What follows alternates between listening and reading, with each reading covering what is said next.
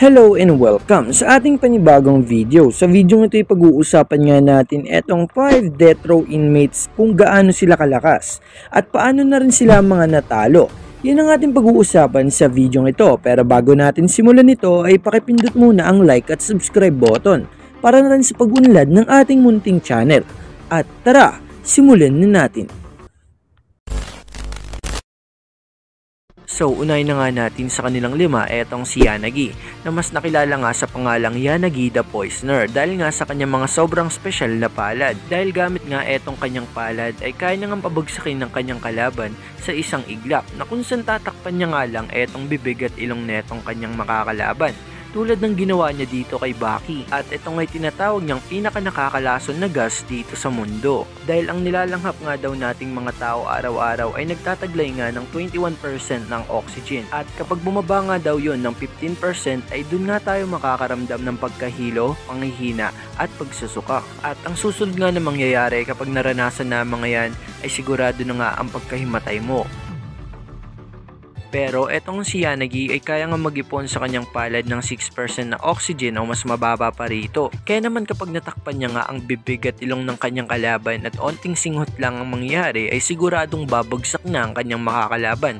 Tulad ng nangyari kay Baki, at mala-vacuum na nga rin ang palad neto ni Yanagi na kung saan kaya nga netong bumutas ng kahit na ano pang bagay. At eto nga rin si Yanagi ay nagtataglay nga ng poison hand na kung saan dudurugin at paghaluin niya nga etong makamandag na insekto pati na rin itong nakakalasong mga halaman at ihalo ito sa buhangin at dun nga ilulublob neto ni Yanagi etong kanyang kamay hanggang sa 5 araw, at matapos nga ang 5 araw ay meron ka ng poison hand. At kung sinong tamaan nga ng poison hand na to ay mabubulok nga hanggang mamatay. At nakita nga natin ang epekto nito dito kay Baki Hanma kung saan nagsuka talaga itong si Baki ng dugo at nangayayat. At swerte nga neto ni Baki dahil nga nagamot siya dito sa Right Eye Tournament na kung saan meron nga rin gumagamit ng poison hand at dun nga napaghalo etong poison hand na yin at yang. At sa pangyayari nga ngayon ay dun nga nawalan ng bisa etong lason. At balik naman tayo dito kay Yanagi, paano naman siya natalo?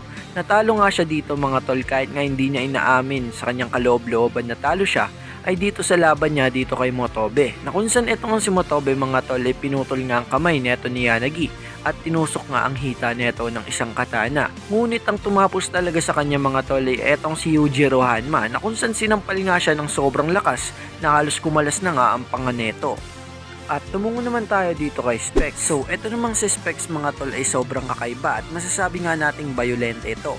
Tulad nga ng ginawa niya dito kay Hanayama na kung saan nung naglaban nga sila ay pinasabugan niya nga o pinakain niya etong si Hanayama ng mga bala, kaya naman nabutas nga ang dalawang pisngi neto ni Hanayama. At nakakulong nga etong si Specs dito sa submarine na kung saan may lalim nga ito na 200 meters patungo nga sa lupa.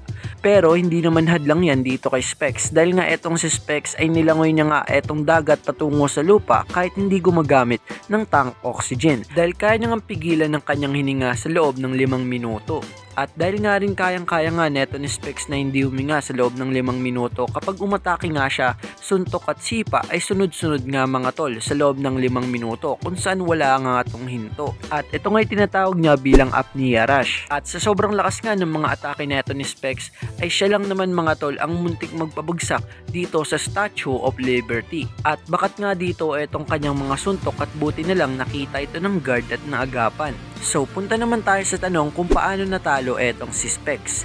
Natalo nga etong si Specs neto ni Hanayama mga tol na kung saan etong si Specs nga bago nga siya matalo ay tinusok niya pa nga etong tenga neto ni Hanayama, samantalang etong si Hanayama mga tol ay pinakita nga etong lakas ng kanyang vice grip na kung saan sinakal niya nga etong si Specs hanggang madurog ang leg nito.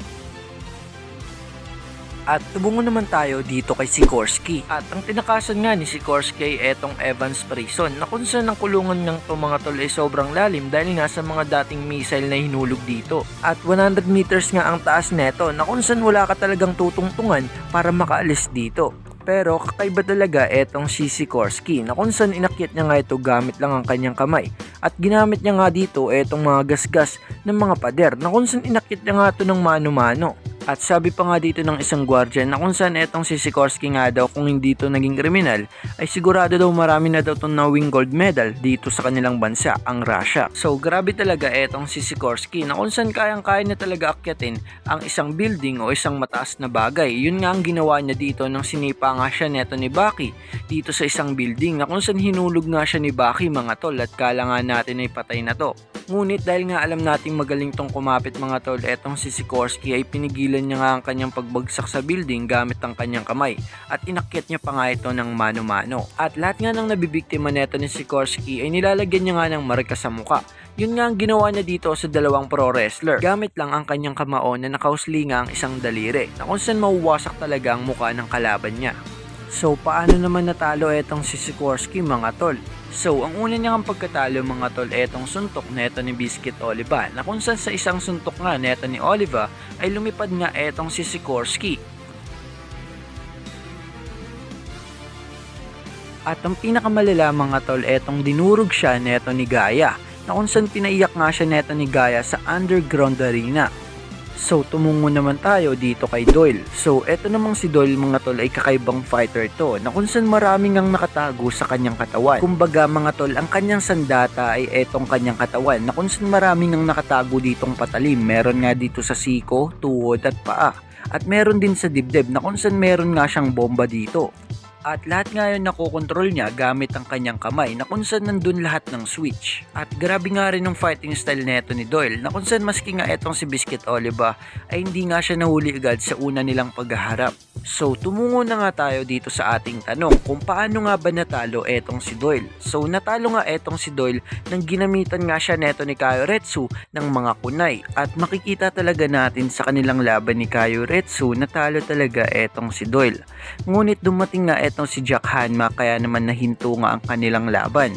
Pero ang tunay talagang tumalo at tinanggap niyang pagkatalo ay etong laban niya dito kay Katsumi. At tumungo na nga tayo dito sa uli, etong si Dorian. So grabe nga rin ang karakter na to. Dahil nga etong si Dorian ay tinatawag ng Kayo o may pangalan nga siyang Kayo dahil nga grabe ang kanyang ginawa dito sa Chinese martial arts. At ang ginawa niya lang naman mga tol ay nilagpasan niya nga ang lahat ng gawa ng mga sinaunang Kayo na kung saan bago nga ibigay etong titulong Kayo o bago ka nga matawag na Kayo ay may kailangan ka munang gawin. At yun nga etong paggawa ng isang malaking bilog na bato na kung saan gagawin mo nga ito sa pamamagitan ng kamay. Pero etong ang gawa neto ni Kayo Dorian ay iba nga sa mga nagawa ng mga dating Kayo na kung saan dumating na nga sa puntong hindi nga ito nagkasya sa silid ng mga gawa ng dating Kayo. Dahil ang ginawa nga neto ni Kayo Dorian ay hindi nga bilog na bato na kung saan ito nga ay isang tunnel na kung saan ginawa nga niyang tunnel gamit lang ang mano-manong kamay at mga paa. At dahil nga sa ginawa neto ni Kayo Dorian, etong Chinese martial arts nga ay tumas nga ang standard sa pagpili nga ng magiging Kayo. At naapektuhan nga neto etong si Kaioretsu dahil nga hindi nga siya pinayagan ng kanyang master magkumpit dito sa mga magiging Kayo o hindi nga siya binigyan ng chance mag-tryout mga tol. At nasabihan pa nga etong si Kaioretsu na hindi nga daw sapat etong kanyang lakas. So etong mga panahon na to mga tol ay hindi pa nga kayo etong si Kaioretsu. Kumbaga estudyante pa lang siya neto. Anyway, balik nga tayo dito kay Kayo Dorian. So si Kayo Dorian nga rin mga tol ang pumutol sa kamay neto ni Doppo Orochi. Gamit nga etong lighter na may wire nga sa baba na sobrang talim. At isa pa mga tol, etong si Kayo Dorian nga rin ang klaseng fighter na laging may alas. Tulad nga ng ginawa niya dito kay Doppo Orochi na kung saan sa paglabas niya nga sa hospital ay pagbalik niya nga kay Doppo Orochi ay sinampal niya nga ito ng kanyang kamay na kung saan meron palang bomba na nakatanim sa kanyang kamay. At ang pinakamapanganib niyang teknik ay itong hypnotize na kung saan kaya ka nga niya paniwalain na ikaw nga ang lumalamang sa inyong laban. So tumungo na nga tayo dito sa ating tanong kung paano nga ba natalo etong si Kayo Dorian. So natalo nga etong si Kayo Dorian neto ni Doppo Orochi dahil nga kahit nga na-hypnotize niya na etong si Doppo Orochi at nasa loob na etong si Doppo Orochi nang hypnotize niya ay nangibabaw pa rin dito kay Doppo Orochi etong experience niya sa mga nakalaban niya. At sa mga sandalingang yon ay umiyak nga etong si Dorian at tinanggap nga ang kanyang pagkatalo. At sa kanyang pagbabalik nga mga tol ay nagiganti siya dito kay Doppo Orochi. At nakaharap niya naman etong si Kaioretsu na kung saan pinatikim nga etong si Dorian ng isang malakas na suntok. At dun na nga nawalan ng gana makipaglaban kahit kanino etong si Dorian at bumalik nga sa pagkabata. So dun nga naranasan ng 5 death row inmates na matalo sa laban sa Tokyo, na kung saan sa una pa lang naman talaga kaya sila pumunta ng Tokyo ay para maranasan ng pagkatalo na kung saan ibinigay naman sa kanila. At sa inilabas nga neto ni Itagaki na confirm nga na magbabalik ang limang ito sa Tokyo na may pamagat nga na Tokyo Revengers. Ay mali. Bossing, kamusta ang buhay-buhay? Joke lang mga tol, pero inilabas talaga neto ni Itagaki na may pamagat nga na Revenge Tokyo na kung saan magbabalik talaga ang limang ito. Kaya naman mga tol, abangan nga natin yan, at bago tayo magtapos ay shoutout pala muna sa kanila. Maraming salamat sa panonood at pagsuporta sa ating YouTube channel. Sobrang na-appreciate ko kayo mga tol. Kaya naman kung nagustuhan mo nga ang ating video na to, ay baka naman pwede mo nga pindutin ng like at subscribe button. At kung meron kang theory, thoughts or ideas, ay pwede mong i-share yan sa baba ng ating video at agad kong babasahin yan. At malay mo, magawa natin yan ng content in the future. So hanggang dito na lang. Maraming salamat sa panonood. Peace out.